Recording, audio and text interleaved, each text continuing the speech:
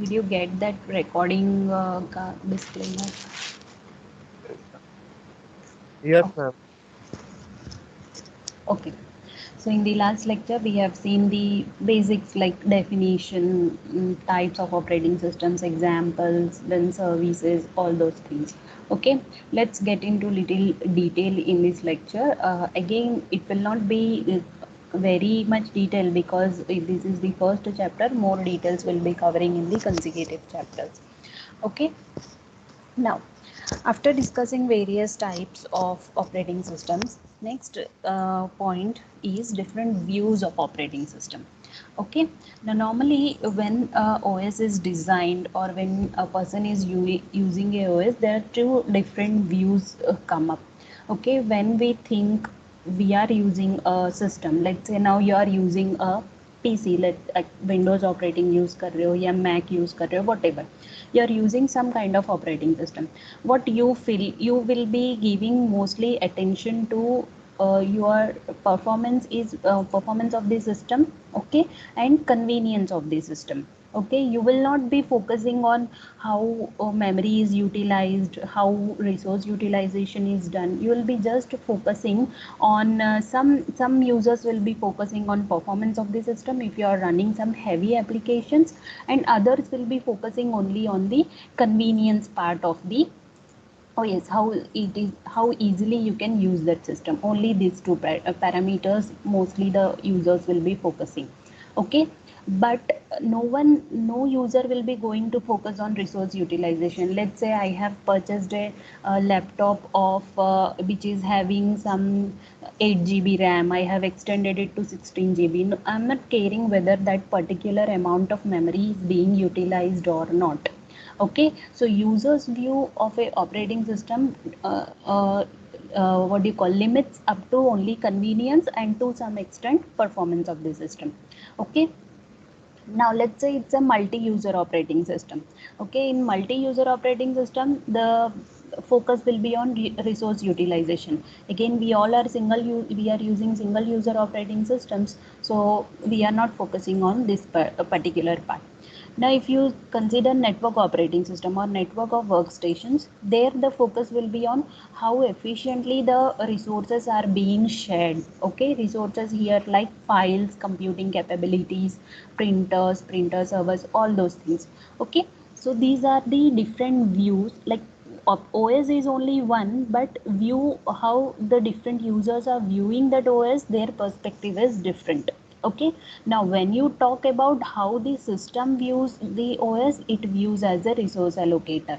Last lecture also I have told you this is very important point. Okay, how efficiently operating system can utilize the IO resources or the software resources or hardware resources, that is the system view. System will be obviously focusing only on resource allocation and utilization. Okay, it is just like yesterday only I have read it in Galvin 10th edition that I have posted. The year operating system is nothing but it's just like government. Okay, so we say like government का काम क्या होता है? It has so many departments. Okay, it has so many departments. It has some education department, health, then other departments and so on. Each department has its own set of tasks. They have to do it effectively, and the task of the government is to manage all these things efficiently. In particular, single person or single government is not doing anything. There are different modules, and these modules are performing some operations. Okay, so like this you can view OS as you can understand or you can relate the OS with the what do you call, paradigm of government, right? Next, different modes of operating system. These two things, views of operating system and modes of operating system, will be required for us in the consecutive slides. Okay, now there are two modes operating system works. One is the user mode and kernel mode. Okay, so all the user applications run in the user mode, all the system applications or high priority applications run in the kernel mode. Okay, now when a particular mode, when the particular mode is set as user mode, in that we don't have, I mean the user applications don't have the capability to directly access the hardware, or you cannot directly reference the memory. Okay, so this is your hardware, this is your operating system, and here you have your application programs. So when this part is run, that is in the user mode. When this part is run, this is in the kernel mode. Okay, so your user applications do not directly access the hardware or reference the memory. To access this one, they have to take the help of operating system. Now how they are taking the help of operating system? With the help of APIs or with the help of system calls. Okay, again these things we'll be discussing in further slides. Okay, so code running in user mode must delegate to system APIs to access hardware and memory. User mode cannot directly access the hardware. It should access with the help of operating system, and how it is accessing? With the help of system calls. Okay, next is the kernel mode. So whenever the OS programs are run, or whenever the programs in the what do you call system software are run, that we can consider it as the kernel mode. Okay, now there are less restrictions or almost no restrictions when a particular program is operated in the kernel mode. It is having full permissions to access the hardware. Okay, it can execute any CPU instruction, it can refer to any memory address, and mostly the what do you call, it is the lowest level and most trusted functions of operating system are given in the kernel mode. Okay, is it clear? Two modes? Yes. Yes, ma'am.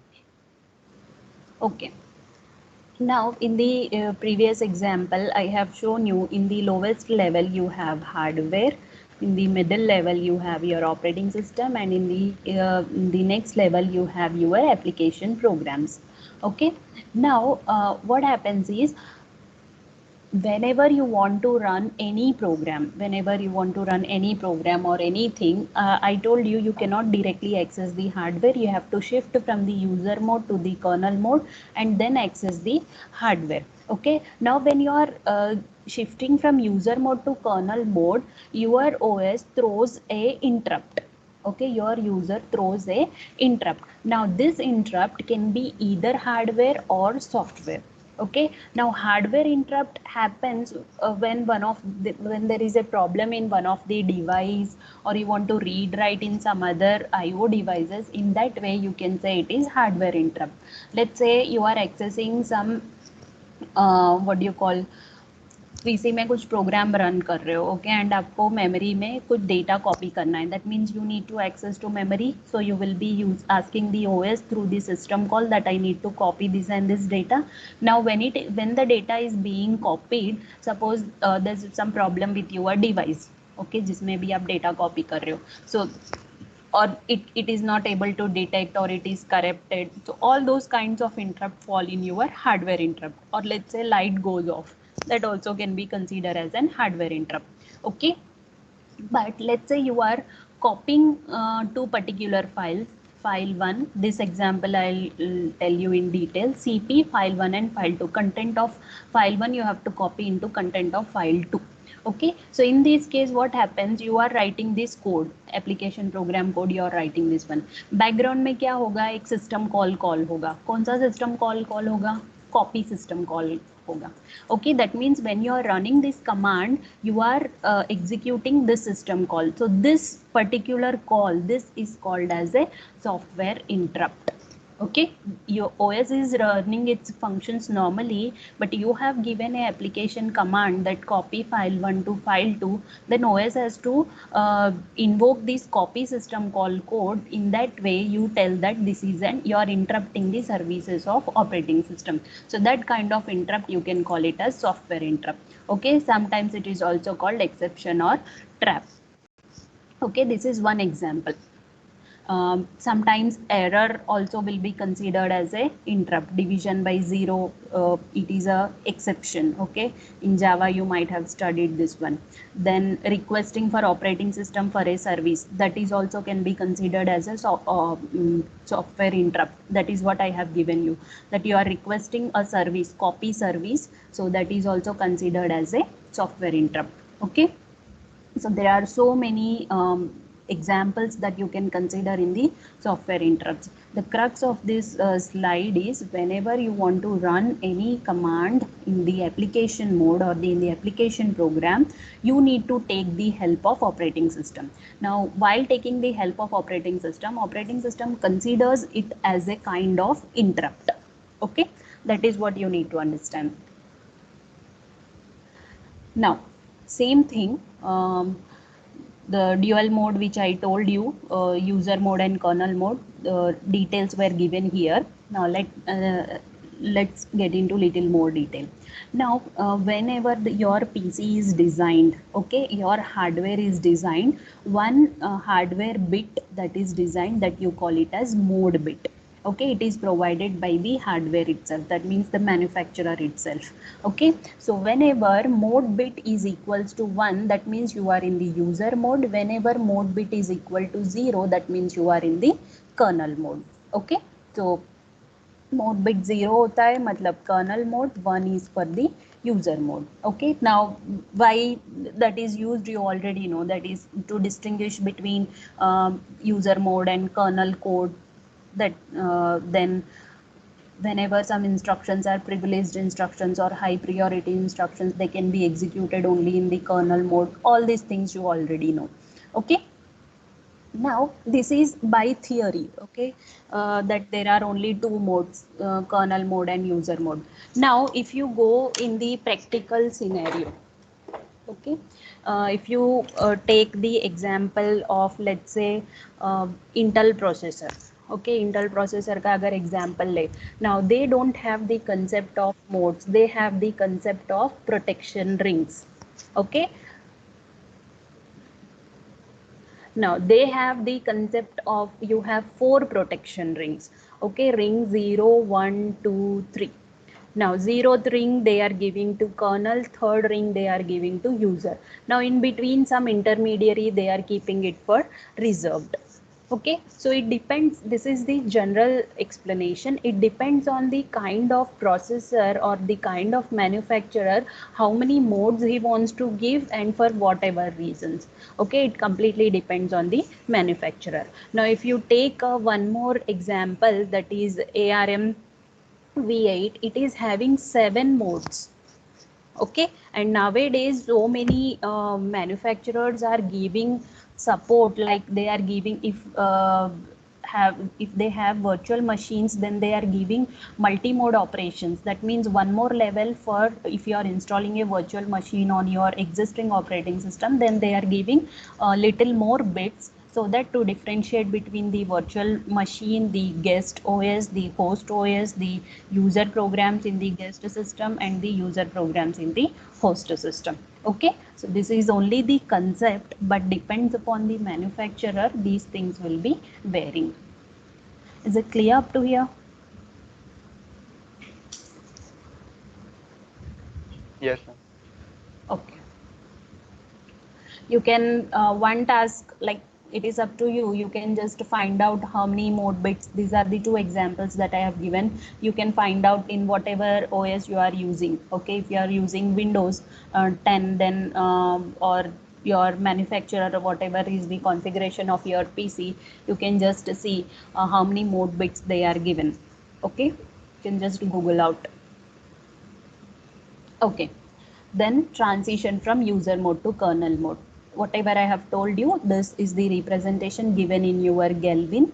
Okay, so here what happens is your user process is executing. Okay, let's say, let's take the same example, copy file 1, and you have to copy the content of file 1 to file 2. Okay, now when this happens, copy we need to copy, that means you need to access memory. So memory you cannot access directly by the user process, you need the help of the kernel. Then, so to take the help of the kernel, we require system calls. So you will be calling a system call. Let's say copy system call आप call कर रहे हो. Then the mode bit initially it was 1 because it is in the user process. Now it will be set to 0 because the system call can be executed only by the kernel. So mode bit will be set to 0. Now this system call will be executed and you have to return the results. Okay, again when you are returning the results, you are setting mode bit to 1 and then your system call is returned and your copy operation is successfully done. Okay. Now, next question comes, you cannot give the control completely to the user processes. Okay, you cannot completely give the control to user processes. You need the involvement of kernel every time for every single process. Okay, if you give the complete control to the user process, then there may be some problems arising. So how to avoid that one? How to avoid giving the complete control to the user processes? uh, किसी का mic on है, please off कर दो. Okay, thank you. So you cannot indefinitely give the control to the user processes. You need to take the control to the OS. Okay. Now how do you determine for how much time the control relies with the user processes? Okay. So for that you can take many methods. One method that is commonly used is timer. Okay. You set up a timer. Let's say timer for 1 second or it will be very small fraction, it's more less than 1 second. Let's say you are setting it as 100 milliseconds. Okay, after every 100 milliseconds your your user mode has to trap or send a interrupt to the kernel mode. Okay, because you cannot completely give control to user processes, because if user processes are having the control, then if any higher priority or higher privilege instruction that the OS needs to run, it cannot run. Okay, so the control should lie with the OS, ultimate control. So what it does, the OSs are designed in such a way that they set either a timer or a counter or a physical clock, some kind of mechanism is given, so that after every certain amount of time period the control is given back to the kernel. Okay, so these are the steps, that is you are giving the kernel the time, right? Next, now let's discuss in detail about system calls. Okay, so I think this point is clear to everyone. Whenever you need to switch from user mode to kernel mode, you need to execute one system call. Is it clear for everyone why system calls? Yes, ma'am. Okay, so now, system calls by definition, it is nothing but it's a programming interface to the services provided by the operating systems. Okay, normally these system calls are written in your C++. Okay, in a language that is C++. Okay, and we can also access these system calls by using APIs, application program interfaces. Okay, so these are the three common APIs that we use. Here I have listed for two operating systems. For Windows we use Win32 API. Then any Unix based or Linux based systems, even Mac systems, we use POSIX API. We have one practical using this POSIX API also, and Java API for Java virtual machine. Okay, now, okay, one example. Again, let's take the same example of copying file 1 to file 2. Okay, so you all know in the user mode, whenever it wants to execute this operation, it will be sending a system call to the kernel mode. Okay, what are the steps that take place when you are executing or when you are calling a system call? Okay, so these are the sequence of steps that take place for executing one simple command. Okay, what is the first step? If I want to copy file 1 to file 2, first I need to take the input file name. Okay, so you write the prompt to the screen, You accept the input, then you take the output file name, again you write the prompt to the screen, you accept the input, file 1, file 2. Now you need to open the input file. Again for open, you have another system call, open system call. Okay, now when you are trying to open this particular file, you should write all the cases. What if file doesn't exist? What if file exists? Okay, so if file doesn't exist, you need to abort all these operations.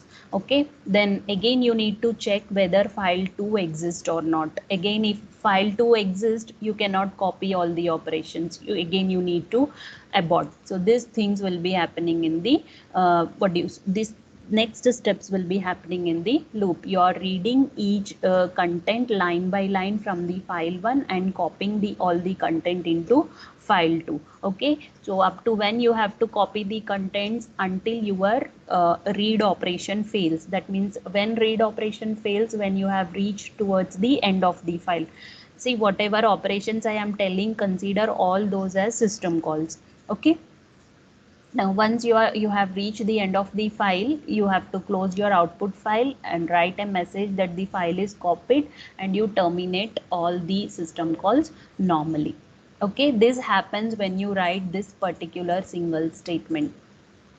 Yesterday or in the last week, I think you people have done this command in your Ubuntu. किया है ना, cp f1 f2? Yes. Yes, ma'am. Okay, so when you were doing this command, हमारे लिए तो just content copy करना था, but here these many steps are being executed. So you understand the importance of system calls? Yes, ma'am. Okay, any questions till now?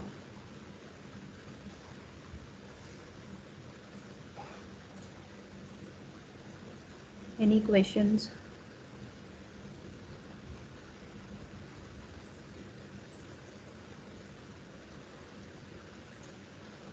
Yes or no, कुछ तो बोलो तो पता No, चले ma'am. कि आगे बढ़ना है. Okay, please respond.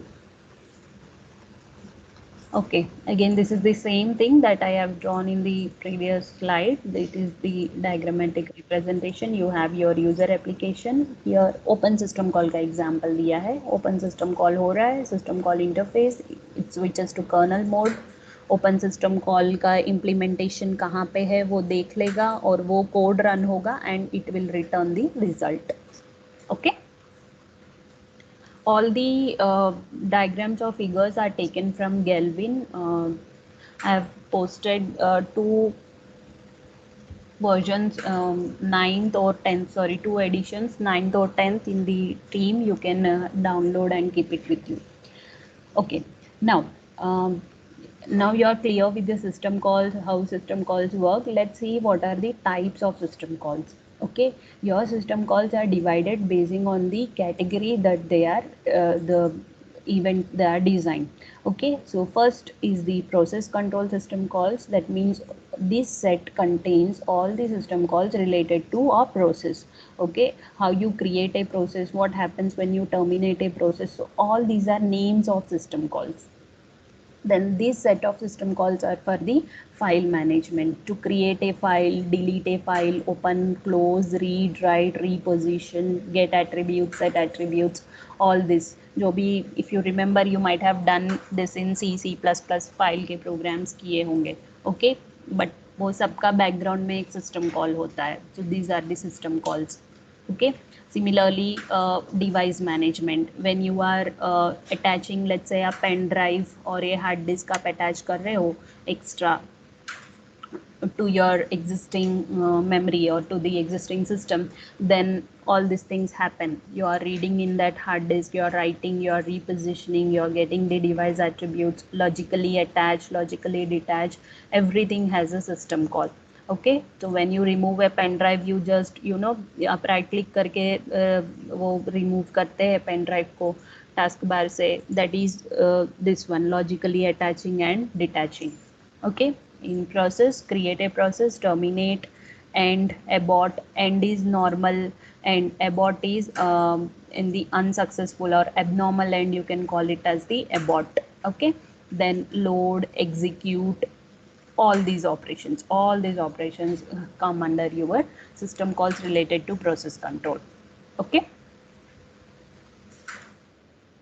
these are also some examples of system calls for information maintenance. When you are getting a time or set time कर रहे हो system का कोई भी data, कोई भी device के attributes, file के attributes, all these come under your information system, information maintenance system calls. Okay, again when you are using communication, sending and receiving messages.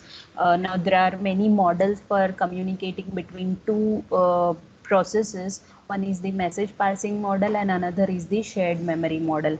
Okay, again these two we will see in the third chapter, inter-process communication में हम discuss करेंगे. But all these things understand that whatever you do is a system call. Okay, even as simple as locking and unlocking your phone is a system call. Okay, then protection, to whom you give the rights. You create a user for certain users to restrict the rights. For administrator you give all the rights. All this come under your protection. Clear? Got the idea regarding system calls? Yes, ma'am. Yes, ma'am. Okay, now whatever is discussed in the last two slides, that were generalized ones. That means that can apply to any operating system, but then operating system flavor has its own liberty to create its own name and give its own functionality. Okay, like here is one again snippet that again I have taken from Galvin.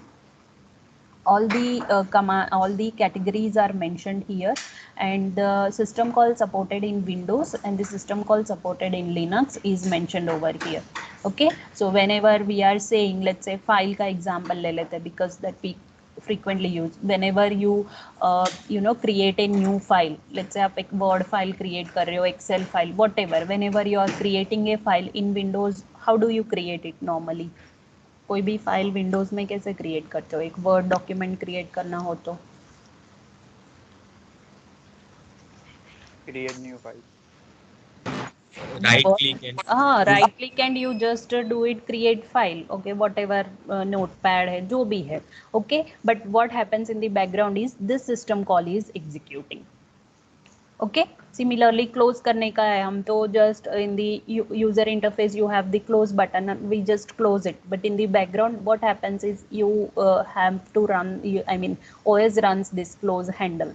Okay, and similarly these are the system call for Unix. All these are the again system calls. Pipe हमने एक देखा operator in the lab. I have told you pipe there is one operator, so we simply used just the pipe operator and कौन सा command हमने execute किया था, list हमने किया था that I want to list all the files all which contain OS or something, ऐसा कुछ किया था हमने. तो यहाँ पे तो मैंने एक operator ही use किया था, but background में pipe system call होता है. Okay, again I think you have done the changing permissions command. किया है ना वो chmod 777 file1 whatever number you have given here. Okay, so again we have just written the command, but background में उसका process execute, sorry, system call execute होता है. Clear this concept? Yes, ma'am. Yes.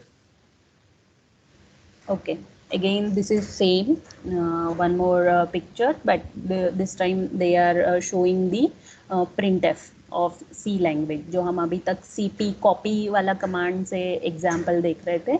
This is another example of printf. Now printf you are taking in the user mode, you are writing it as printf, and you are using here the API, you are using stdio.x, that means standard header आपके पास available है, standard library, उसमें से printf function आप use कर रहे हो. Okay, so whenever you call the printf function in the kernel mode, it turns out to be the right system call. Okay.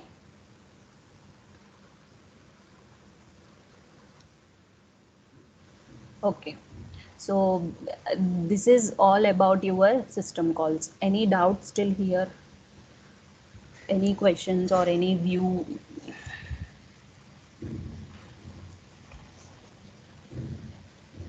No, ma'am. No, ma'am. Okay, Now again, last lecture I have given you one task. How many things have you observed around you? I've told you to observe things around you and what kind of OS they will be using. किसी ने किया कोई task ऐसा?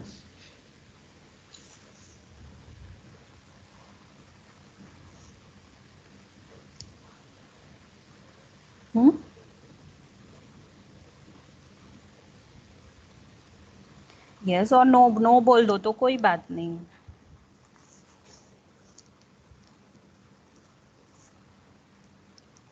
Hello.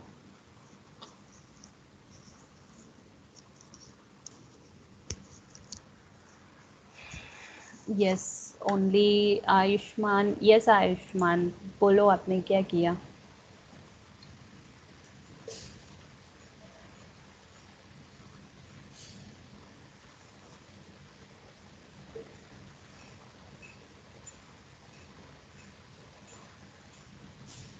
Others also they can tell. I have also an answer from 166. But what have you done? What have you observed? One example.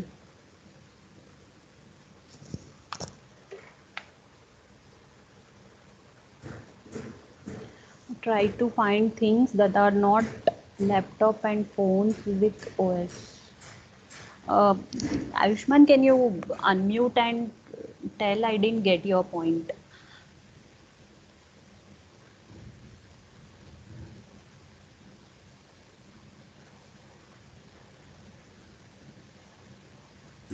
Mic नहीं है.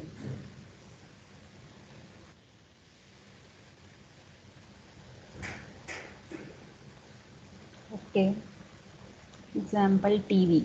Try to find things that are not laptop and phones with OS. Wi-Fi routers. Okay, okay, okay. So TV, which operating system do you think TV has? कुछ किया उस पे search?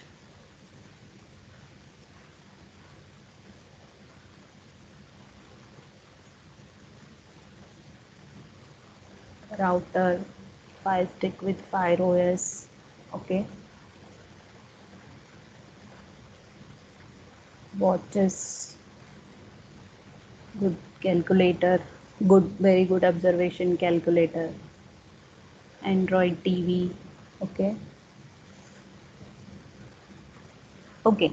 Now again, in today's lecture also I am giving you one more task. जो last task नहीं किया था एक बार फिर से कर लेना. Start observing things around you which has OS in it, and this time try to figure out which OS they are using. Okay, if you are saying that your TV is having a operating system or your Wi-Fi router is having a OS, then which OS it is having, what version it is having, is it customized to that particular hardware, like it is an embedded OS or it's normal any other kind of OS. Just try to figure out much more detail about what you have observed.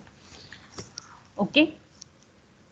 And also like you use phones right now, also most of you are on phone only. So when you are using the phone, also figure out the system calls, like background में क्या run होता है when you unlock your screen, when you lock your screen, when you open a menu, कुछ भी आप करते हो, just find out at least 5 to 6 system calls आप find out कर सकते हो when you are performing very simple operations. Okay, start observing things, then you'll have a lot to learn. Set-top boxes, smart home assistants, washing machines. Yes, all these are examples good for everyone, those who have worked it. But again, also start working with what kind of OS they are having. Okay, not simply the examples of devices like embedded है या normal OS है, कोई specialized customized OS है, RT OS है, कौन सा OS है वो भी find out कर. Okay.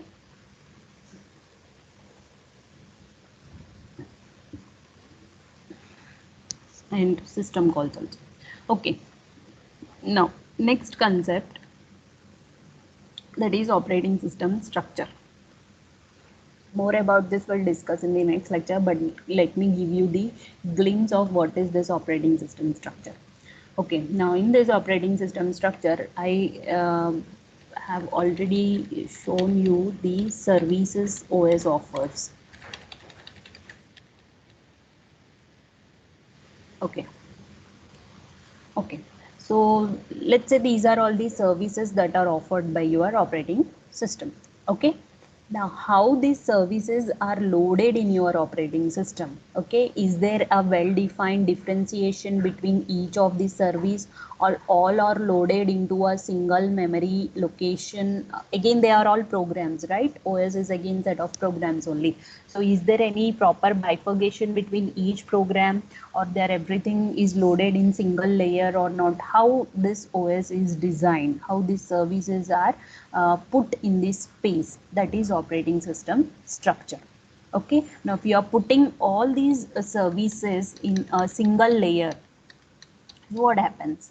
And if you are putting it in the different layers, what happens? That is the next point, next discussion. Okay, now tell me, this is your OS, this is the user, and this is the hardware. Now tell me, if I put all the services here, all programs I put in this layer directly, what happens? And I'll give you one more scenario. I am dividing this session and then I am putting some hardware here. Now here I am giving the bifurcation, OS program 1, program 2, program 3, and so on. And here I put all the programs in single layer. So which one is better? What do you think about this one? What is your view about this?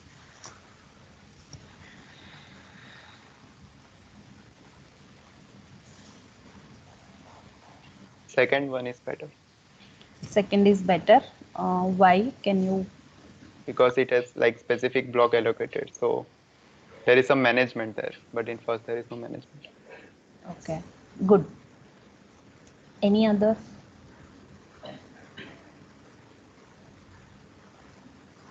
And the system call will be easy with propagation of every single type of programs. In the you're telling in the second case or first case? Yes, ma'am. In the second case. Okay, yeah, ease of system calls. Good. Obviously second one is easy. Okay, you can just take this as example, your own example. You have, let's say, all the things in your, you can consider this as your wardrobe. So you have all the things in the single location, you just dump everything in a single shelf. Okay, so what happens is whenever you require to take anything, it will be quite messy. Okay, you will not get things on time, and then when you are writing all the code in a single program, it becomes difficult to debug and all those things. Okay, so that is why this was in the earlier phases, that was the simple structure, and later it has evolved into like this. Okay, that is microkernel structure. So almost all the operating systems now use a microkernel architecture. Again, it is not that they use only microkernel, they use it in combination. Like some things they are clubbing out, let's say 4 or 5 components they are clubbing out, then other components they are making into layers. So hybrid approach is being used. Okay, we'll discuss more about this in the consecutive lecture. Simple structure, then non-simple structure, then traditional Unix system structure, layered approach, microkernel structure, and the modular is also one more structure, and the hybrid system. So these are the concepts that we'll be discussing in the next lecture.